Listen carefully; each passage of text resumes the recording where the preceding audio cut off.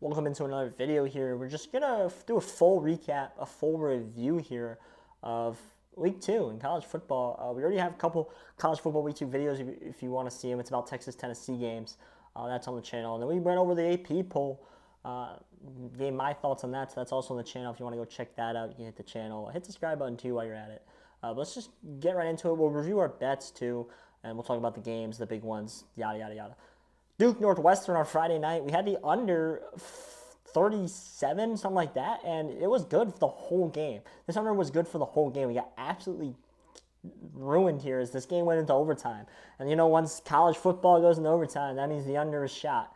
That's exactly what happened. They scored 3 touchdowns in overtime to score 20 points, and this went over, right? We literally had all the bad luck in history. There was a blocked punt that went in for a touchdown, right? They threw a pick in their own red zone. They threw a pick. There was a pick.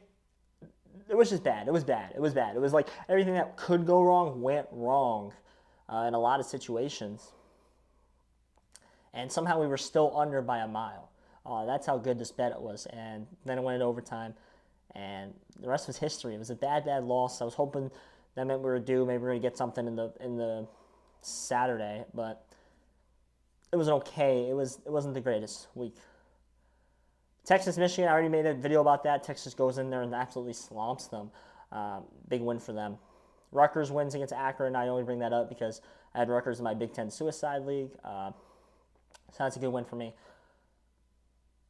Alabama against South Florida, I think needs to be talked about a little bit. Alabama struggled. You're going to look at the box score. You can see 42-2016. This team outscored them 28-3 in the fourth quarter. This game was close the whole way through. In fact, they were actually losing, I think, at one point in this game.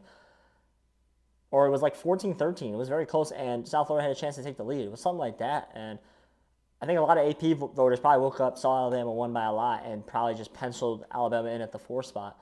But this team has problems. Their secondary is very, very young.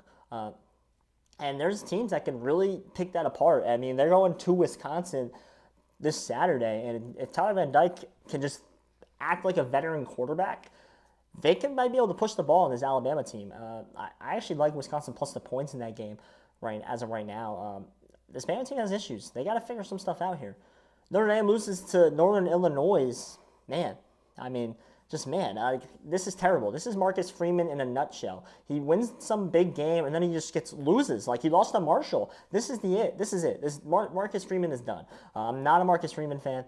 He must be fired at the end of the year. You can't lose this game in Northern Illinois. Like I get coming in a little slow, coming a little tired off a big win at College Station against Texas A&M.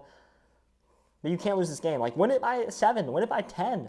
You can't lose this game. Like that just can't happen. Like Marcus Freeman will be fired by the end of the year. Oregon wins a close one against Boise State, 37-34. Genty is probably the best back in the country. I think he showed that. Oregon continues to struggle, and the problem with Oregon is right now they're running a freaking walk-on at center right now. This team's got a lot of problems at offensive line. It's really, really bad.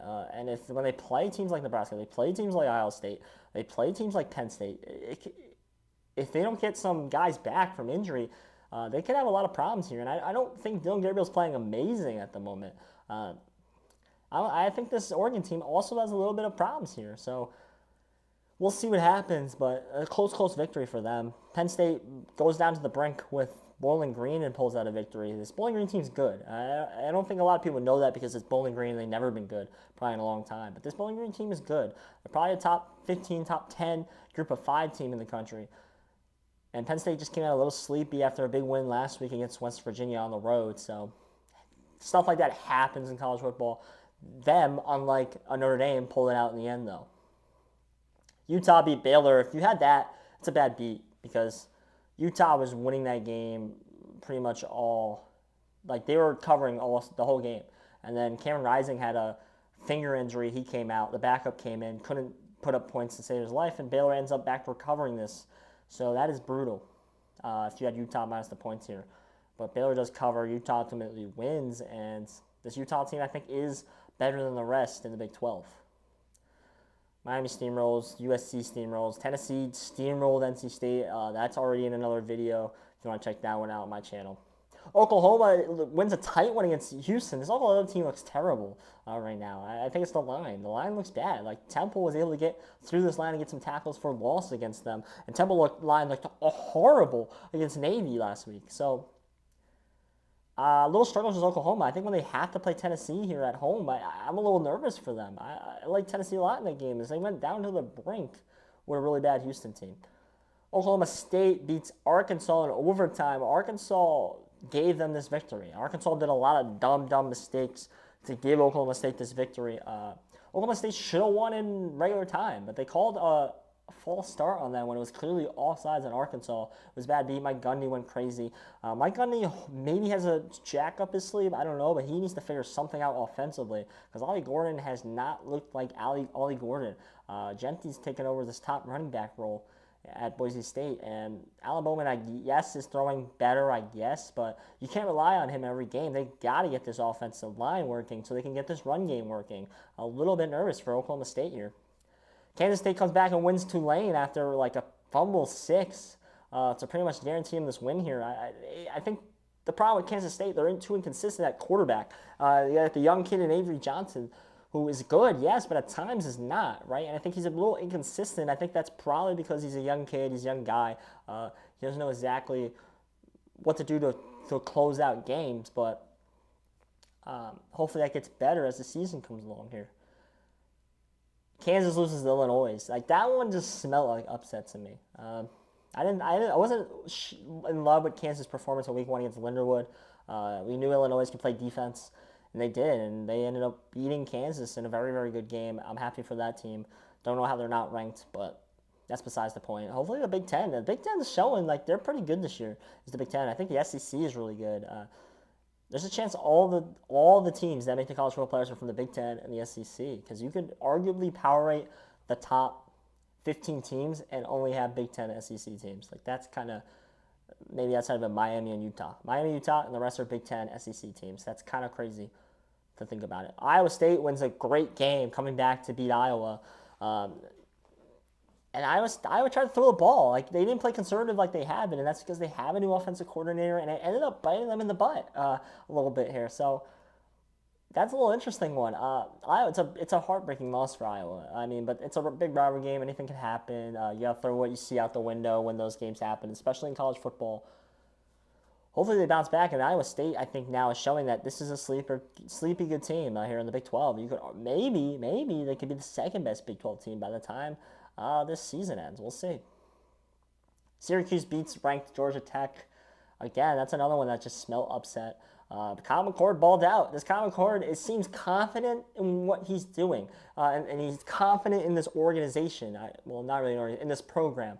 Kyle McCord. So I'm happy for that win, happy for the Orange. Maybe they can push this and go forward with this one. Clemson beats the brakes off Appalachian State pretty easily. It's a good win for them, especially after getting derailed by Georgia last week and some people calling for Cade Klubnik that he couldn't play. Played a lot better this week, and they beat a really good App State team at home. Pitt came back and beat Cincinnati. I'm going to go a little faster here in the non-ranked games. Pitt beat Cincinnati in a comeback. Sorsby played well, though, for Cincinnati. I actually like Cincinnati against Miami, Ohio next week. Just in the fact that I don't think this loss downgrades them. They're really good in the trenches, and Miami had a loss to this Northwestern team that looked terrible. I actually like Cincinnati. Let's see here. Just scrolling through. Cal beats Auburn on the road. That's a monster win for Cal. I don't think anyone would have that one on their bingo card, but this Auburn team is not good. Like, I don't think the SEC, the bottom part of the SEC is bad, in my opinion. The top is really good. Like Kentucky's bad. Mississippi State's bad. You can argue Vanderbilt's not great. South Carolina's probably not that great. Auburn's probably not that great. Oklahoma doesn't look that great. Like those teams probably might not be that good, but Cal goes in there and beats them as they should. They worked hard. They almost beat them last year. They probably had this one circled and they won the game. South Carolina and Michigan State both win outright as 9.5-point dogs. These are two bets we had, so that was great to get those, cash those. That was amazing. Navy Swamp Donkeys Temple. That was a bet we had. That one was no good. Moving on here. Virginia beats Wake Forest by 1 point in a comeback victory. That was just a fun game if you haven't seen anything from that one.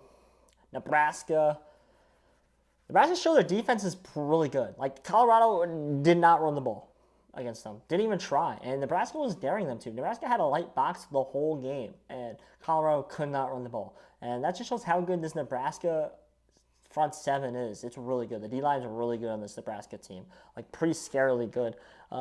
Nebraska put up enough points and then kind of no points in the second half. They put up 28 in the first half and then 0 in the second half, which is a little concerning.